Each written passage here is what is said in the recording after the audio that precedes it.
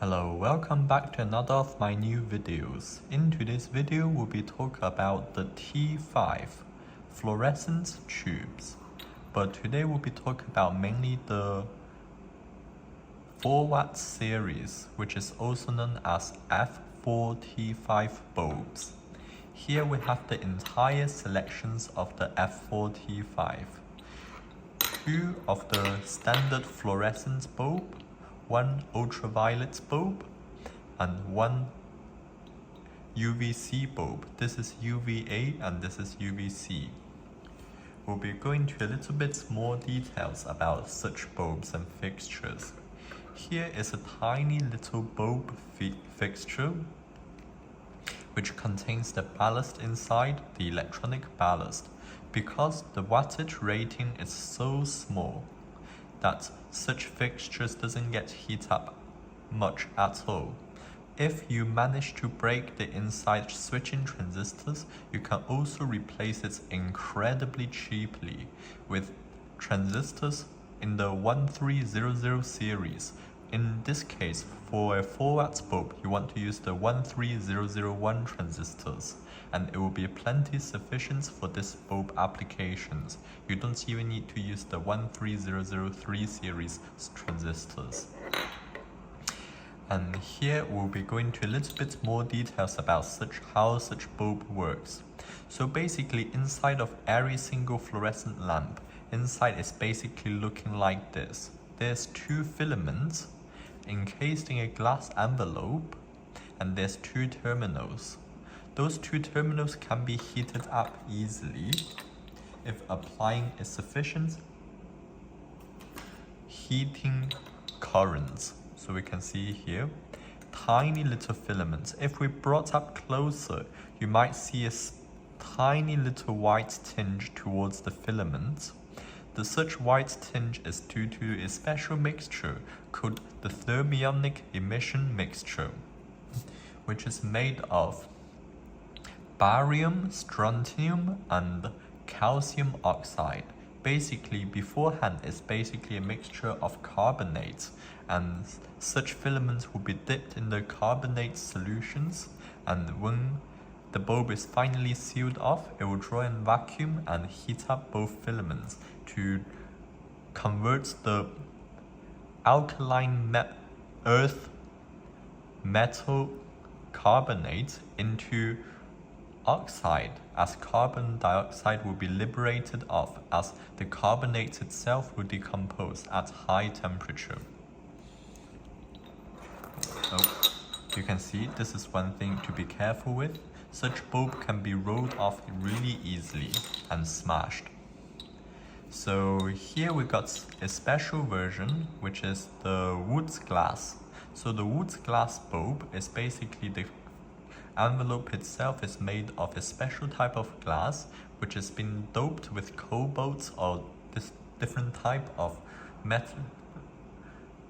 metal oxide, which produce a very deep colored blue glass or violet glass, which the color is so deep that only allows ultraviolet and infrared light to pass through.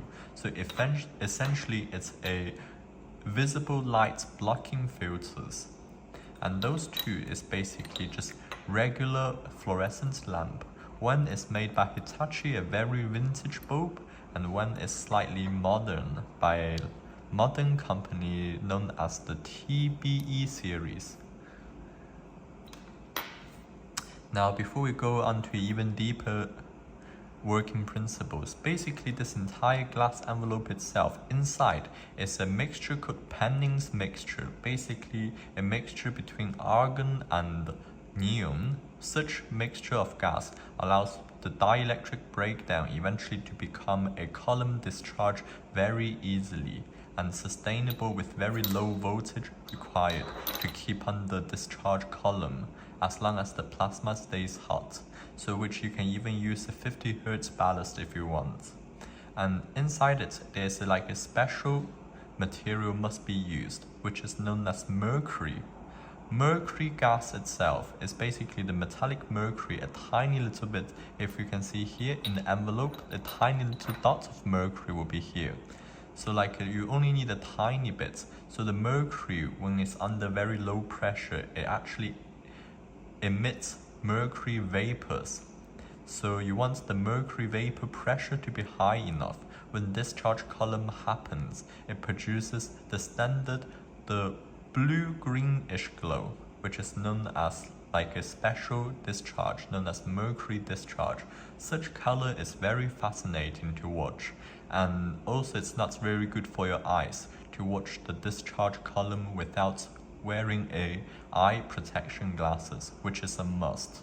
And you shouldn't expose to the ultraviolet because this is the ultraviolet C spectrums, and the emission will be known as the mercury emissions, known to be the 254 nanometers emissions due to the mercury discharge column, and the 180 something nanometer spectrum, which is known as to be vacuum ultraviolet, will also be emitted if the quartz envelope allows, which such deep vacuum ultraviolet will also generate ozone as well, which you need to be careful with.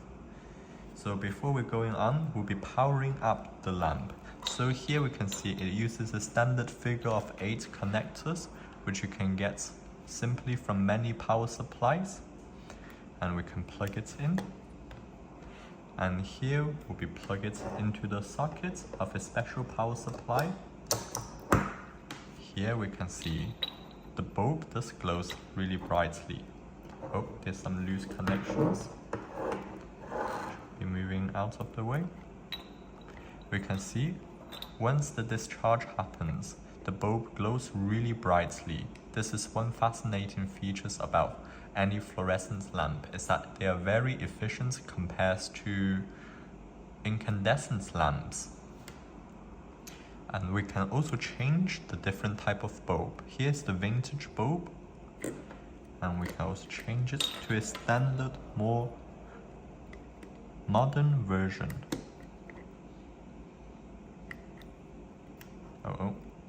Here we go.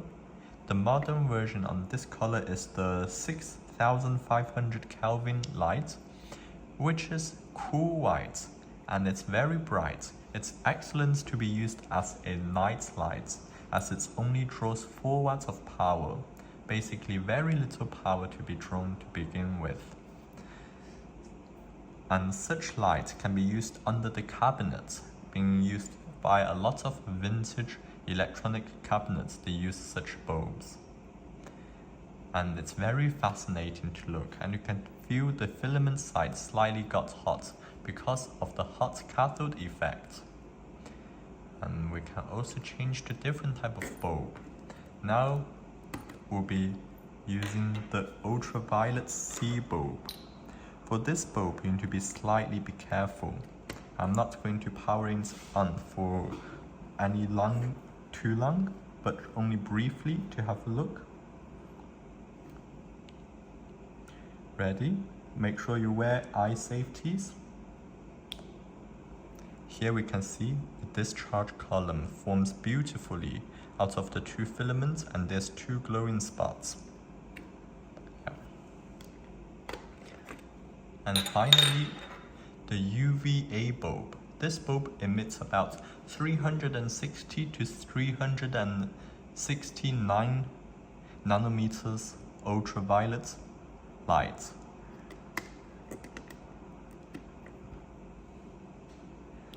Such bulb is mainly used for a lot of banknote counterfeit detection.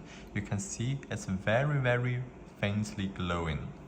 But my pen actually glows much brightly under this light. You can see this bulb doesn't emit much light, but if we brought ourselves a pen, it glows very intensely. And one fascinating stuff we can be looking at is about counterfeit detections used in banknotes. Here I've got myself 2 banknotes.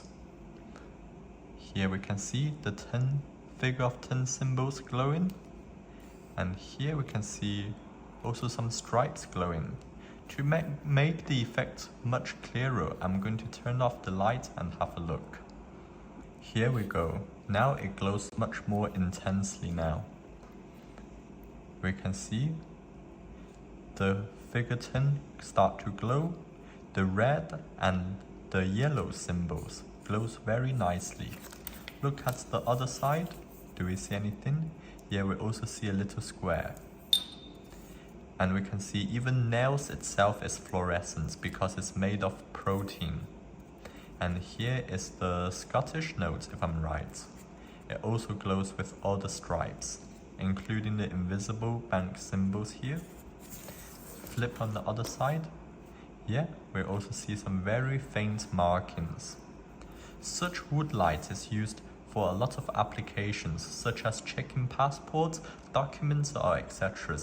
All sorts of those legal documents actually have those special type of fluorescent counterfeit protection built in. And we can continue. You can see even though some of those fluorescent bulb, the inside fluorescent coatings are fluorescent under UVA. You can see for this modern bulb, it actually also glows slightly faintly blue. But just beware, such phosphorus inside requires the UVC light, or known as the shortwave ultraviolet light, to work properly. But anyway, thanks for watching, and I shall see you in another of my new videos.